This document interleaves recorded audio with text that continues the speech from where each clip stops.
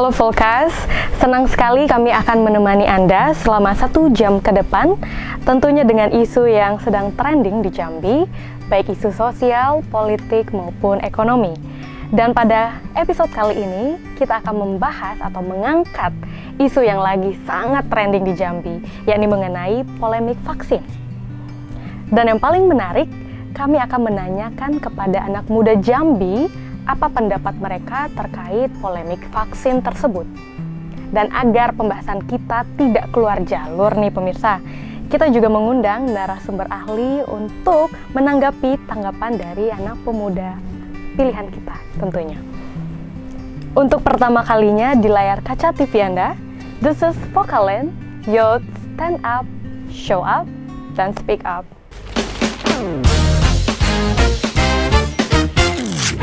Dan ada banyak hal yang bisa dilakukan oleh pemerintah saat ini.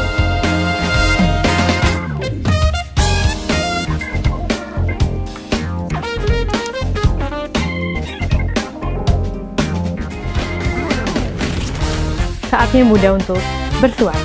Sudah siapkah kamu? Stand up, show up, dan speak up.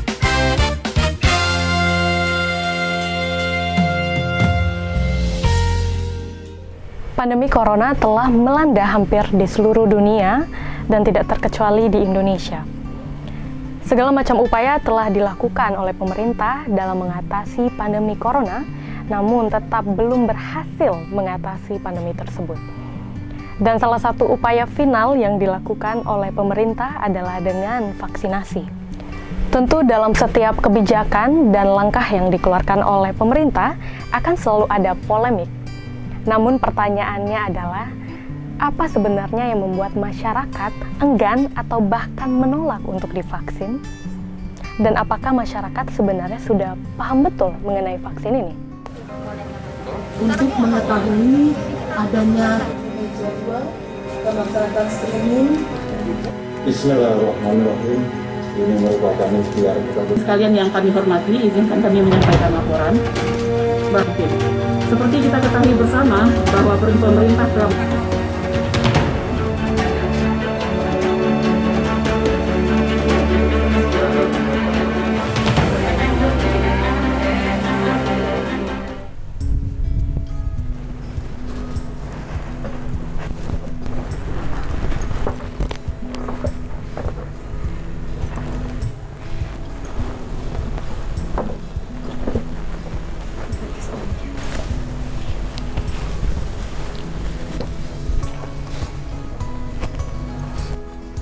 Halo, perkenalkan saya Farah. Semuanya, perkenalkan nama saya Faradina Zefaya SEME. Saya adalah dosen Fakultas Ekonomi dan Bisnis Universitas Jambi. Baik, perkenalkan nama saya Fauzan Afrizal. Di sini saya mahasiswa kedokteran Universitas Jambi. Hai, perkenalkan nama saya Heni Suryani. Kesibukan saat ini mengajar di Universitas Jambi. Halo, aku Kamila Dita Putri, umur 23 tahun dari Duta Genre Provinsi Jambi. Perkenalkan, saya Kurnia Nanda selaku Presiden BEM Universitas Jambi periode 2020 dan 2021. Perkenalkan, nama saya Maria Esmeralda. Perkenalkan, nama saya Muammar Fauzan. Saya salah satu mahasiswa Universitas Jambi. Saya Yusril dari Fakultas Hukum. Perkenalkan, nama saya Linda Wahyuni. Di sini saya perwakilan dari UKM Eksis. Perkenalkan, saya Muhammad Rafiq. Saya merupakan seorang mahasiswa jurusan Pendidikan Matematika Universitas Jambi.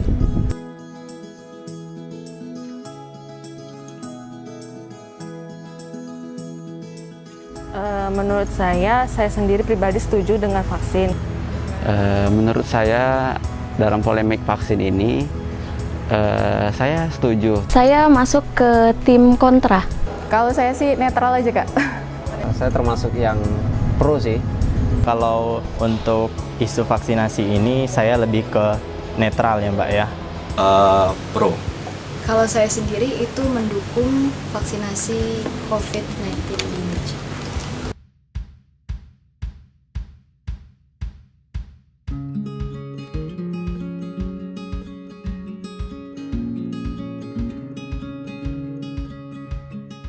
Oke, begini. Saya itu sedikit ragu akan vaksin yang ada di Indonesia ini. Pertama-tama, informasi yang saya dapatkan bahwa pembuatan vaksin itu membutuhkan waktu yang cukup lama. Nggak cuma setahun, bahkan bertahun-tahun dan bahkan lebih 10 tahun. Tapi seperti yang kita ketahui bahwa vaksin COVID ini ada setelah 8 bulan terjadinya pandemi. Maka dari itu saya muncul sedikit keraguan, apakah vaksin ini benar-benar efektif atau apakah dampak yang terjadi pada saya kalau sebelum-sebelumnya vaksin yang diciptakan itu butuh bertahun-tahun, sedangkan ini dalam waktu singkat. Seperti yang kita tahu ya, namun juga melemahkan kualitas hidup dari banyak orang. Dan dengan adanya program vaksinasi dari pemerintah, harapannya tentu untuk memutus rantai penyebaran COVID, karena saya yakin dan percaya vaksinasi ini, program vaksinasi ini merupakan salah satu upaya nyata dan kerja keras dari pemerintah untuk menyebar rantai penyebaran COVID. Sehingga dengan demikian harapannya nanti perekonomian, terutama sektor perekonomian di Indonesia perlahan mulai berangsur pulih. Di sini saya sebagai mahasiswa juga melihat peran pemerintah dalam menghadapi COVID-19 ini, yaitu salah satunya mengejar untuk mengadakan vaksinasi. Segala upaya sudah diberikan oleh pemerintah, yaitu 3M, menjaga jarak dan sebagainya, dan juga mengebut untuk vaksin ini. Dan juga walaupun belum sempurna, dan data yang saya dapat yaitu untuk kita yaitu dari Tiongkok ya, dari Cina, vaksin Sinovac. Sinovac ini memiliki efektivitas vaksin yang paling rendah dibandingkan vaksin-vaksin lain. Ini memunculkan sebuah keraguan bagi saya, kenapa saya harus divaksin yang saya tidak tahu apakah ini benar-benar efektif, bagaimana dampaknya, dan apakah itu memang baik. Kalau memang, kenapa kita pakai vaksin yang seperti ini, seperti itu menurut saya. Kalau saya sendiri itu mendukung vaksinasi COVID-19 di Indonesia. Jadi kita tahu bahwa di triwulan 1 tahun 2020 itu ekonomi Indonesia, pertumbuhan ekonominya mengalami penurunan sebesar 2,97%.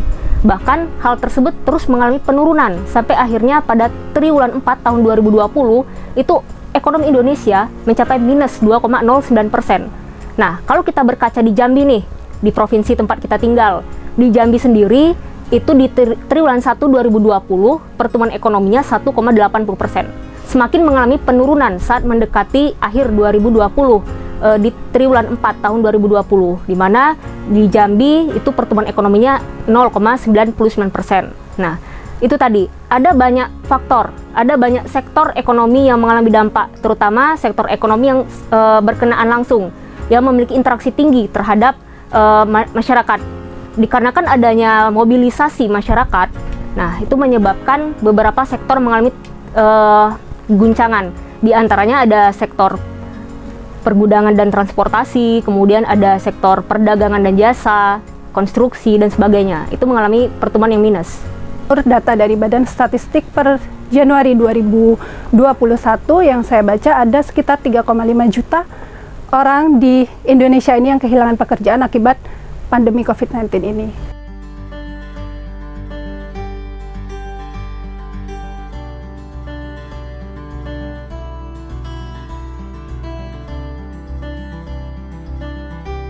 Tujuan vaksin untuk COVID-19 pertama adalah untuk membentuk kekebalan tubuh, yaitu untuk membentuk antibodi secara buatan, kemudian untuk menurunkan angka kesakitan dan juga angka kematian dari COVID-19. Selanjutnya juga untuk membentuk kekebalan secara menyeluruh kelompok atau herd immunity. Saya Dr. Dwi Widya Hariska, kebetulan saya vaksinator di Rumah Sakit Umum Kambang. Nah, sedikit kita membahas masalah vaksin yang memang sekarang sedang kontroversial sendiri ya di Indonesia. Nah, jadi sekedar kita tahu bahwa vaksin itu adalah suatu zat biologis ya yang berisi antigen yang nantinya itu akan membentuk antibodi pada tubuh seseorang yang apabila kita suntikan vaksin itu akan membuat ia bertahan ataupun bisa menahan paparan dari suatu penyakit tersebut kayak gitu. Nah, jadi seperti kita di Indonesia sendiri, karena kita sedang pandemi COVID, mungkin vaksin inilah yang menjadi salah satu ya, bukan berarti ini adalah akhir dari pembahasan kita masalah pandemi COVID ini, tapi ini adalah satu titik terang kita untuk bisa sedikit mengurangi pandemi COVID-19 di Indonesia sendiri.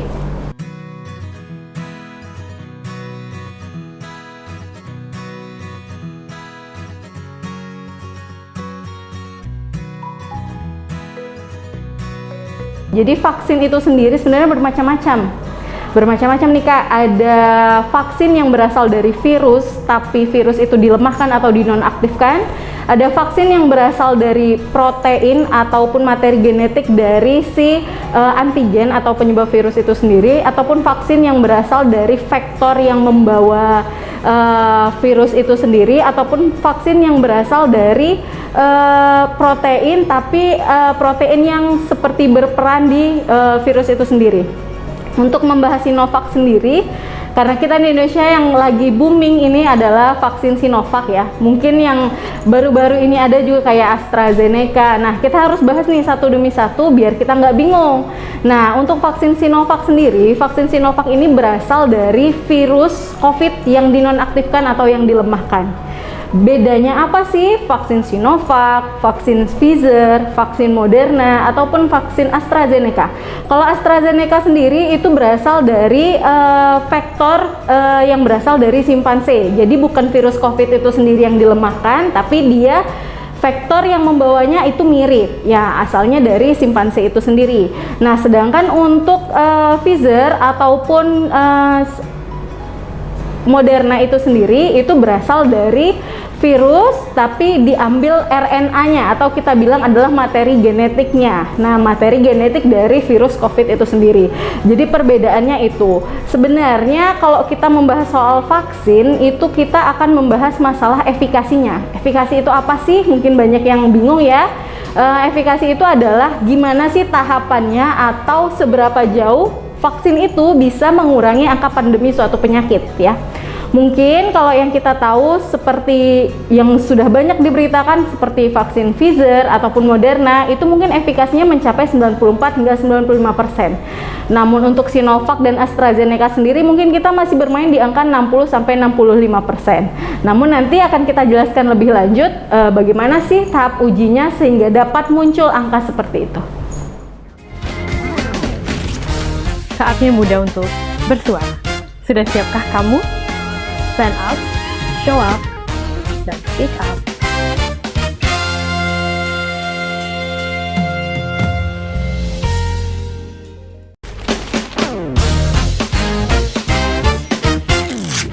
Dan ada banyak hal yang bisa dilakukan dan pemerintah saat ini.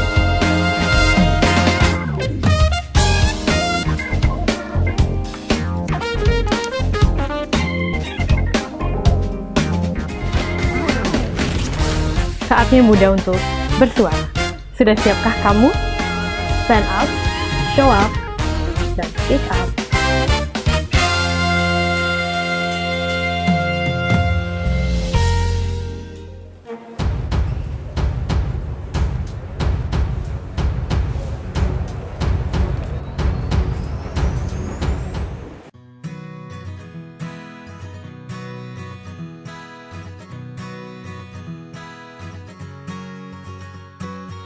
Untuk uji vaksinasi ini pertama dilakukan memang jangka waktunya itu sangat lama. Butuh beberapa tahun untuk memastikan betul vaksin ini dampaknya baik atau tidak bagi kita semua. Nah, jadi pemerintah mengebut, saya tekankan sekali lagi, pemerintah sudah sangat baik sekali dalam upaya menangani COVID ini. Sudah berupaya. Jadi begini, yang ada itu ibaratkan itu kita mau perang melawan COVID ini, kita hanya menggunakan hanya ada pistol gitu. Hanya ada pistol dan COVID ini menggunakan senapan angin yang panjang. Mau tidak mau kita harus menggunakan pistol itu daripada kita tidak ada menggunakan sama sekali gitu untuk Sinovac ini. Jadi mau tidak mau pemerintah Indonesia menggunakan vaksin Sinovac ini. Dan juga untuk efikasi tadi, balik lagi ke efikasi tadi, itu tahap pertama dilakukan kepada hewan, kemudian dikasih vaksin itu, kemudian dipantau terus melalui ini disuntikan melalui intravena, kemudian darahnya diambil dan seperti itulah. Masyarakat awam hanya mendapatkan informasi dari yang saya baca ya, karena bukan tenaga medis atau kesehatan yang sangat mendalami betul tentang vaksin ini. Kalau menurut saya tahap uji vaksin ini sudah memenuhi standar, kalau menurut saya, karena sudah dikeluarkannya izin dari Badan POM.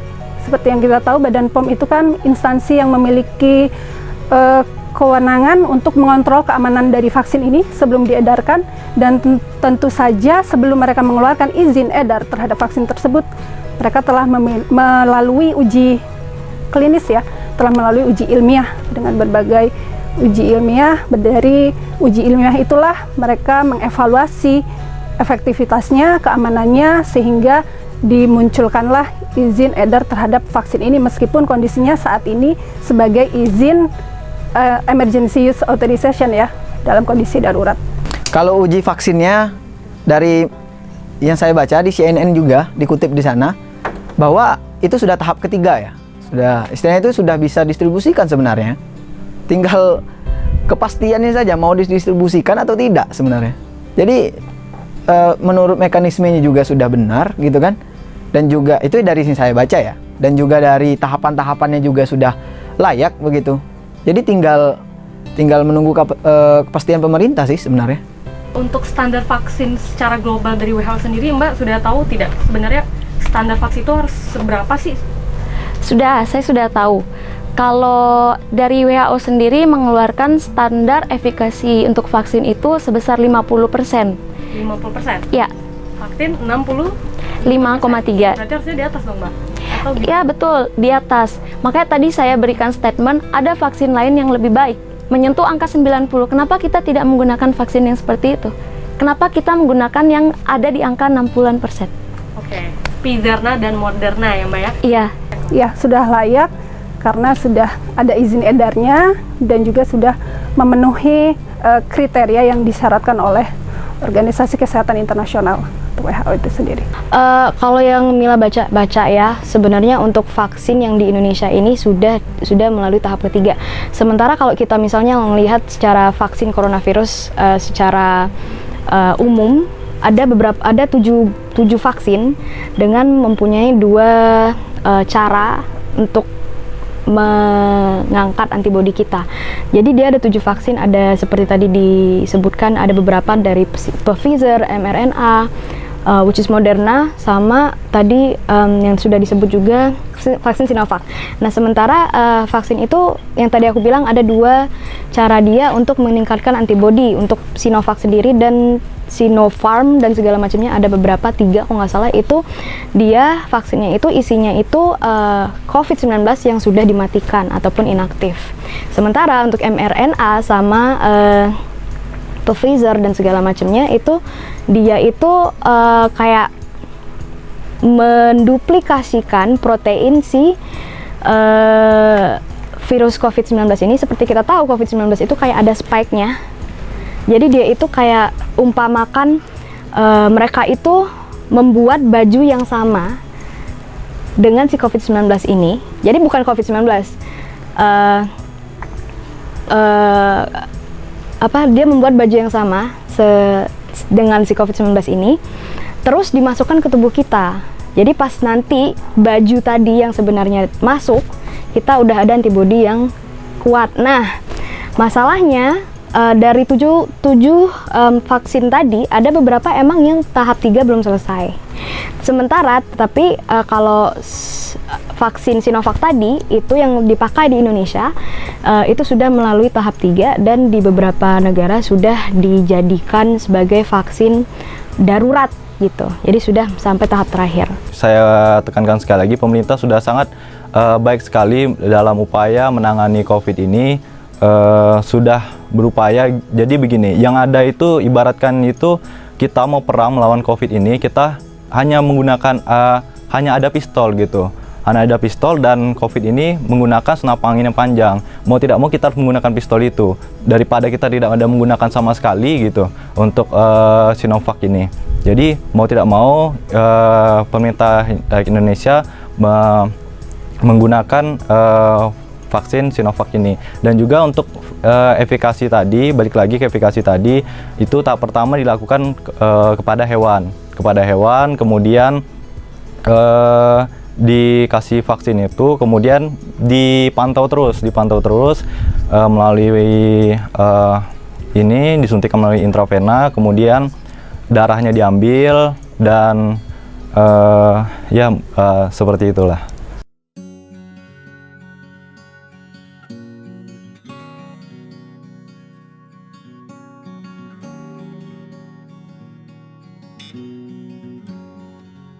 Tahap uji itu sendiri tidak hanya vaksin COVID ya, tapi kita juga bahas mengenai vaksin lain. Nah, seperti kita punya 4 tahapan. Yang pertama adalah tahap preklinis. Tahap preklinis itu biasanya kita kerjakan pada binatang, bisa pada tikus, kera. Ini hanya sekedar kita untuk melihat keamanan dari si vaksin itu sendiri. Baru kita masuk ke tahap yang kedua, yaitu uji klinis pertama. Uji klinis pertama itu hanya dilakukan di beberapa orang, atau jumlahnya paling hanya sekitar puluhan orang sih, kayak gitu. Hanya sekitar puluhan orang, itu sama, itu hanya mencari keamanan dan juga ada atau tidak efek sampingnya. Yang ketiga adalah uji klinis tahap 2. Uji klinis tahap 2 itu sendiri biasanya dilakukan dengan jumlah sampel yang lebih banyak. Biasanya jumlahnya bisa mencapai angka ratusan. Fungsinya pun tetap sama. Kita melihat ada atau tidak imun yang terbentuk, keamanan pada orang tersebut. Barulah kita masuk ke tahap akhir, yaitu uji klinis tahap 3. Uji klinis tahap 3 itu biasanya sampelnya atau orang yang diuji dengan vaksin tersebut itu sudah mencapai angka ribuan ataupun puluhan ribu. Nah, disinilah ini adalah tolak ukur akhir dari vaksin itu bisa digunakan atau tidak, seperti itu. Tujuan vaksin untuk COVID-19 pertama adalah untuk membentuk kekebalan tubuh, yaitu untuk membentuk antibodi secara buatan, kemudian untuk menurunkan angka kesakitan dan juga angka kematian dari COVID-19. Selanjutnya juga untuk membentuk kekebalan secara menyeluruh kelompok atau herd immunity. Saatnya muda untuk bersuara. Sudah siapkah kamu? Stand up, show up, dan speak up.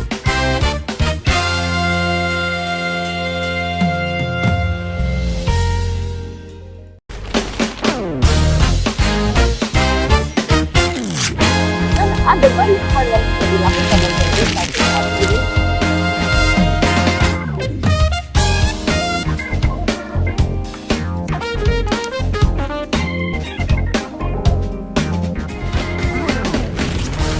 Saatnya muda untuk bersuara. Sudah siapkah kamu? Stand up, show up, dan speak up.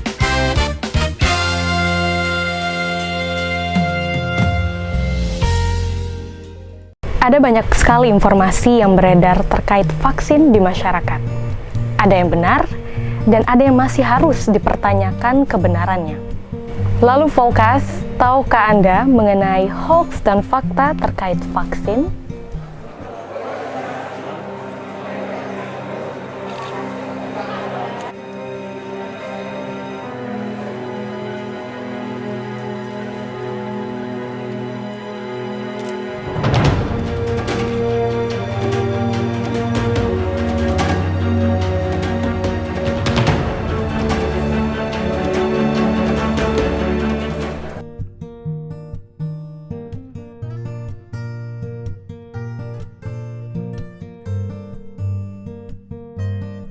Menurut Kamila ini hoax atau fakta?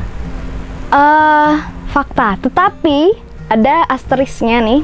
Seperti kayak ada tulisan, ada kata-kata juga kemarin kalau yang tidak tidak mau divaksin dipidana dan segala macamnya. Tetapi kita itu negara Indonesia, ada tahap-tahapnya. Kayak misalnya nih, dia bolos sekolah langsung dikeluarin dari sekolah, enggak kan? Ada tahap-tahapnya. Kayak tadi misalnya didenda atau dipidana gitu. Didenda, kita fokus di denda aja ya. Jadi itu misalnya kalau dia nggak mau yang aku baca itu dia nggak mau divaksin, ada tahap pertama yaitu pemberhentian bantuan sosial kepada si individu itu sendiri. Fakta. Saya. Fakta. Yap. Mahasiswa ya, kita harus bisa berpikir kritis juga sih di sana. Benar, melalui beberapa tahap ya, kalau yang saya baca di beberapa berita. Sejauh yang saya baca memang katanya yang tidak divaksin ini akan dikenakan denda. Mungkin itu salah satu cara dari pemerintah untuk menertibkan ya, untuk agar masyarakat yang tadinya masih ragu-ragu ataupun menolak hingga akhirnya mau untuk divaksin. Namun sebelum itu tentu memang seharusnya ada edukasi yang lebih lagi kepada masyarakat, terutama masyarakat awam yang kan tidak semuanya melek teknologi. Kalau misalnya bagi sebagai milenial yang melek teknologi, sudah banyak sekali platform tentang COVID, tentang vaksin maksud saya, tentang vaksin ini bisa mendapatkan informasi dari sana. Namun tidak semua masyarakat itu melek teknologi, jadi tetap perlu juga adanya edukasi ke masyarakat lebih mendalam lagi lah, lebih jauh tingkatannya, tidak hanya di tingkatan instansi ataupun di lembaga tertentu gitu. Namun bagaimana caranya bisa sampai seluruhnya ke masyarakat, sampai ke yang bukan komponen ya, maksudnya sampai ke yang terkecil lah, masyarakat terkecil.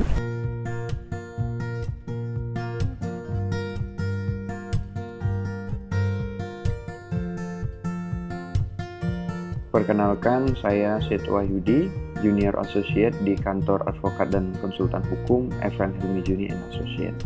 Pada kesempatan kali ini, saya ingin menyampaikan dasar yuridis berkenaan dengan penerapan sanksi bagi setiap orang yang telah ditetapkan sebagai sasaran penerima vaksin COVID-19 sebagai upaya pemerintah untuk melakukan penanggulangan penyebaran wabah COVID-19 di Indonesia pada saat ini.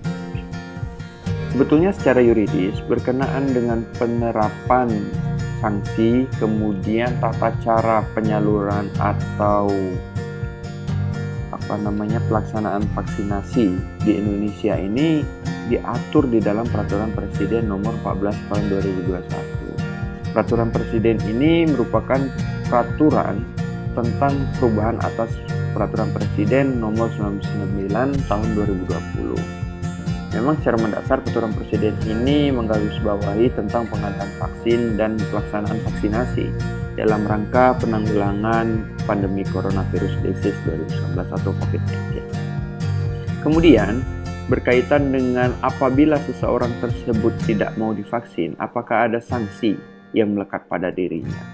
Kalau kita perhatikan aturan Perpres nomor 21 tahun 2021 ini, di dalam pasal 13A, di situ dijelaskan bahwa setiap orang yang telah ditetapkan sebagai sasaran penerima vaksin COVID-19 yang tidak mengikuti vaksinasi, kemudian dia bisa dikenakan sanksi administrasi.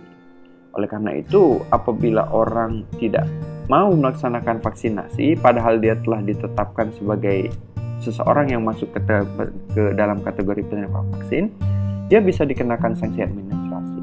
Yang pertama, sanksi administrasi itu bisa penundaan atau penghentian pemberian jaminan sosial atau bantuan sosial. Kemudian ada juga sanksi berkenaan dengan penundaan atau penghentian layanan administrasi pemerintahan. Dan yang terakhir, bisa dikenakan denda bagi setiap orang yang tidak mau melaksanakan vaksinasi itu. Memang berkenaan dengan adanya beberapa sanksi administratif ini, kalau kita perhatikan pasal 13A ayat 4 ini, dia sifatnya hierarkis. Jadi tidak serta-merta seseorang itu apabila dia tidak mau dikenakan atau tidak mau melaksanakan vaksinasi, tidak serta-merta dia langsung didenda. Tapi ada sanksi administrasi. Yang pertama, dia dihentikan dulu pemberian jaminan sosialnya. Kemudian kalau dia tetap tidak mau melaksanakan pelayanan administrasi bagi seseorang tersebut. Dan yang terakhir barulah dia dikenakan denda. Memang ini merupakan salah satu politik hukum yang dibuat oleh pemerintah sebagai upaya untuk mengedukasi bagi setiap warga negara bahwa memang apabila seseorang telah dikategorikan sebagai penerima vaksin, itu adalah suatu kewajiban.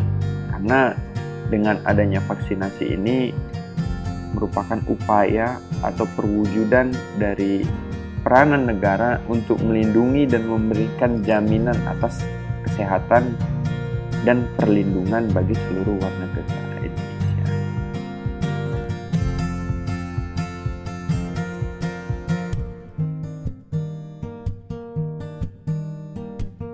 Hoax, kalau dari saya baca di Halo Dokter.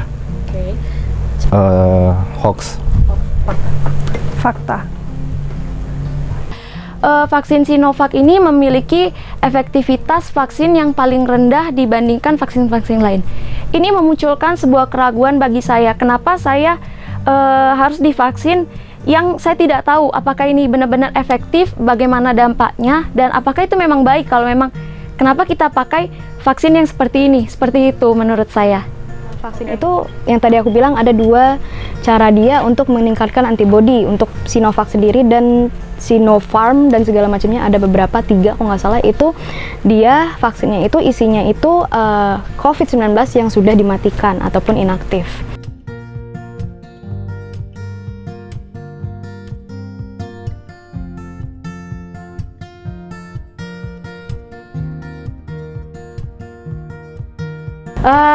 Setengahnya hoax, setengahnya fakta. Gimana itu ya jawabnya ya? Jadi gini, kalau ibu hamil itu memang menurut Persatuan Obstetri Ginekologi Indonesia atau Dokter Obgyn itu memang tidak setuju bahwa ibu hamil itu divaksinasi COVID. Karena apa? Karena memang belum ada bukti yang cukup, karena memang penyakitnya baru, bukti yang cukup bahwa memang vaksinasi COVID ini bermanfaat pada ibu hamil. Namun pada ibu menyusui ini dibolehkan karena dilihat diteliti juga efek yang ditimbulkan juga sangat sedikit. Dan baru-baru ini pun ada penelitian yang menyatakan bahwa memang vaksin vaksin COVID-19 ini memang cukup bermanfaat bagi ibu-ibu menyusui. Seperti itu. Hanya jadi pada ibu hamil saja yang nggak boleh. Ibu-ibu menyusui baru-baru ini sudah dikeluarkan keputusan bahwa boleh dapat divaksinasi COVID-19. Baik. Saatnya muda untuk bersuara. Sudah siapkah kamu? Stand up, show up, dan speak up.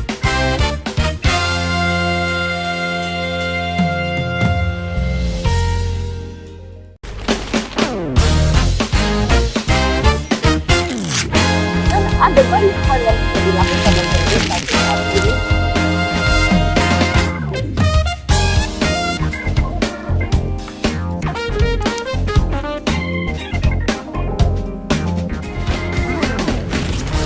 Saatnya muda untuk bersuara. Sudah siapkah kamu? Stand up, show up, dan speak up.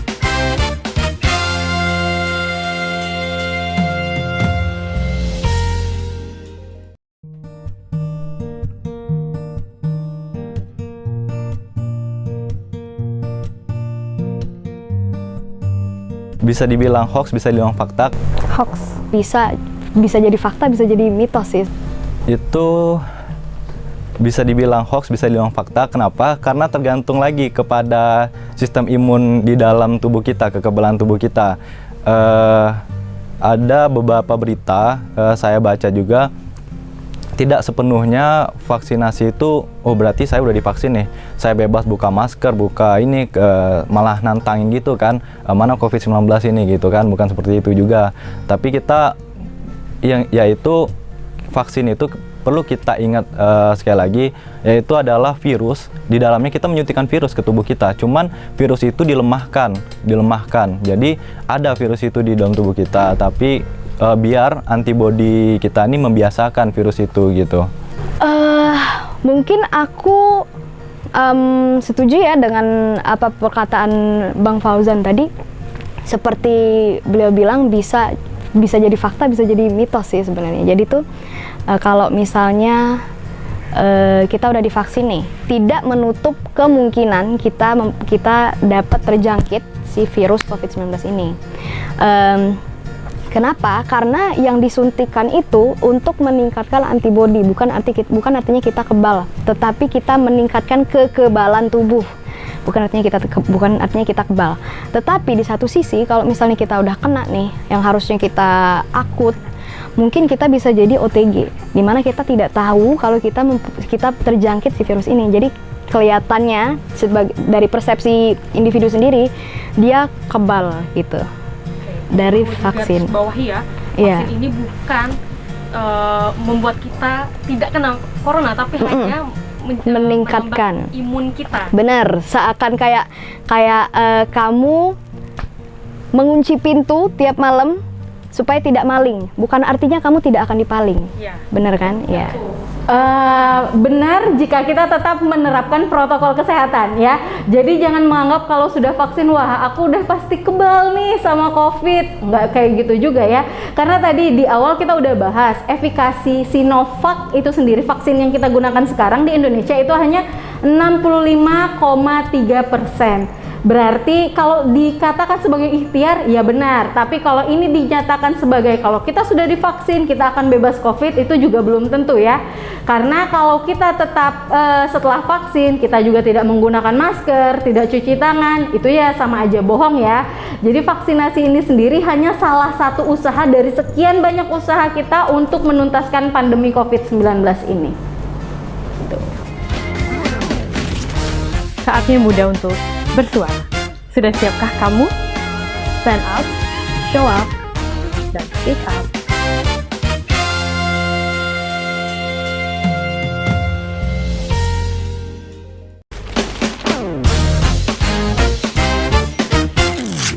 Dan ada banyak hal yang bisa dilakukan oleh pemerintah saat ini.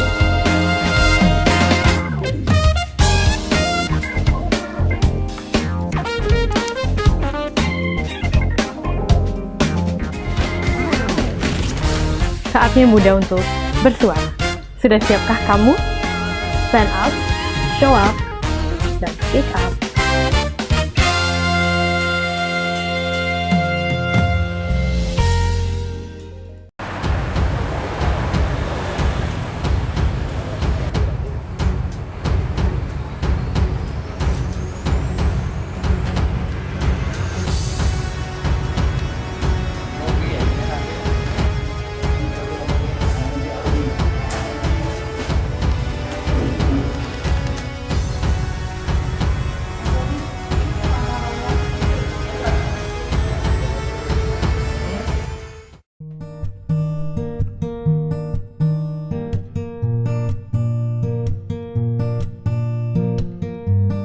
Oke, teman-teman yang di rumah mungkin bisa baca-baca lebih lagi tentang vaksin,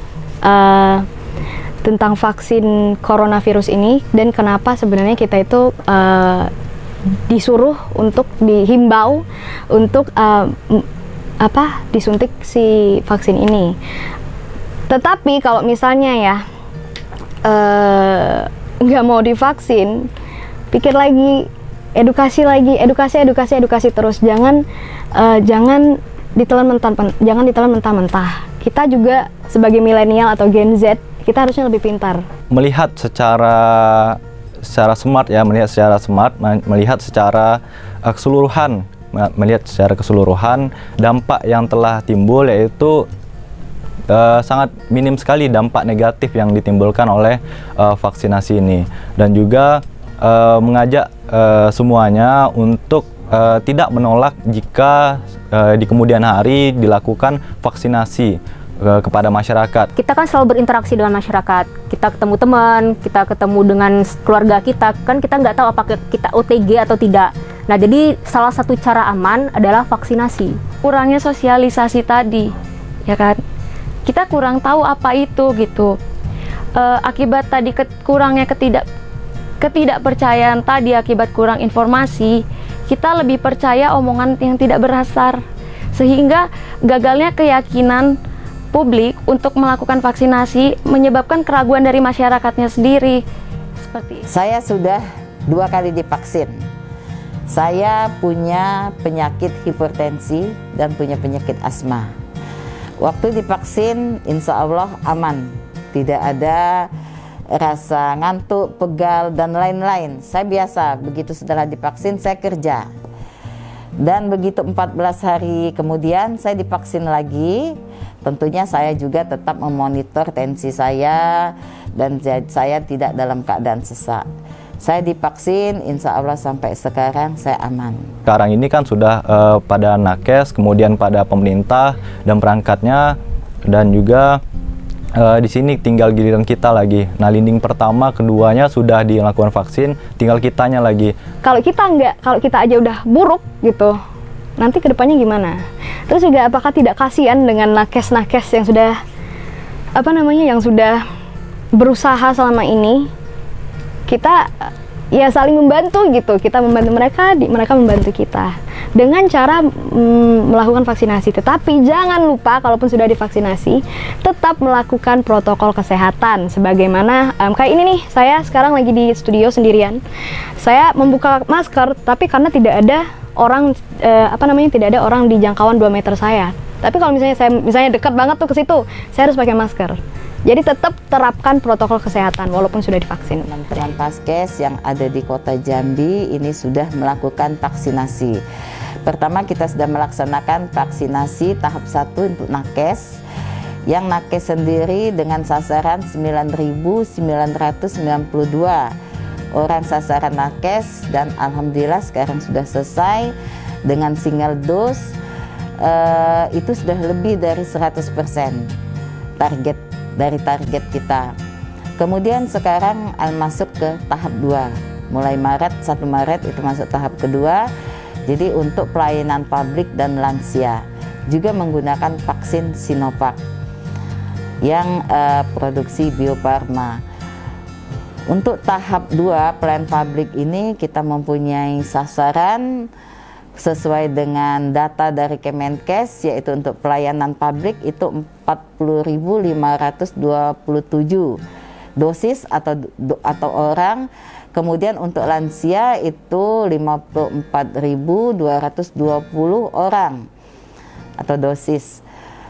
Dan ini kita lagi pelaksanaan tahap. Jadi bagaimana kita untuk mencapai target ini, ada beberapa percepatan. Data yang ada sampai sekarang ini adalah untuk pelayanan publik itu sudah mencapai 400%. Artinya kita masih banyak kekurangan untuk mengejar yang lansia. Sementara lansia sampai tanggal hari ini itu baru 22%. Nah, bagaimana percepatan kami Dinas Kesehatan? Tentunya kami tidak bisa bekerja sendiri tanpa dibantu oleh pemerintah daerah. Dalam hal ini ujung tombak di kecamatan adalah camat dan lurah, dan untuk kesehatan ujung tombaknya adalah teman-teman yang di puskesmas, kemudian juga paskes yang ada di rumah sakit yang sudah ditetapkan.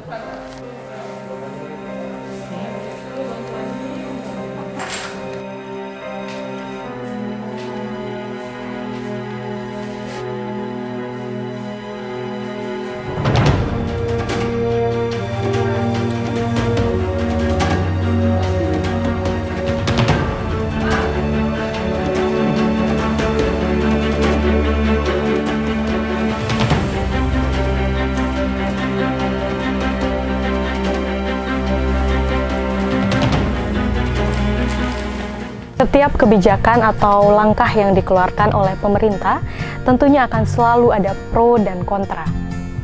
Perbedaan pendapat itu adalah hal yang wajar.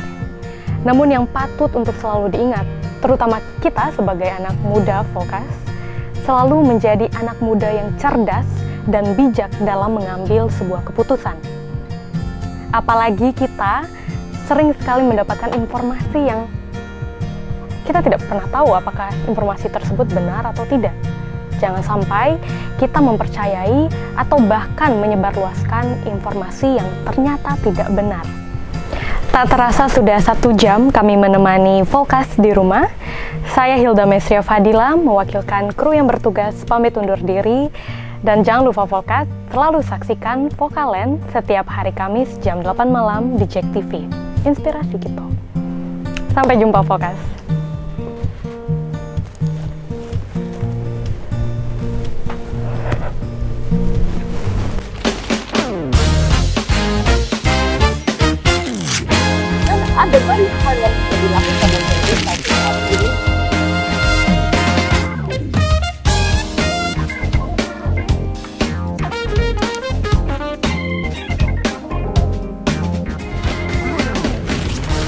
saatnya muda untuk bersuara.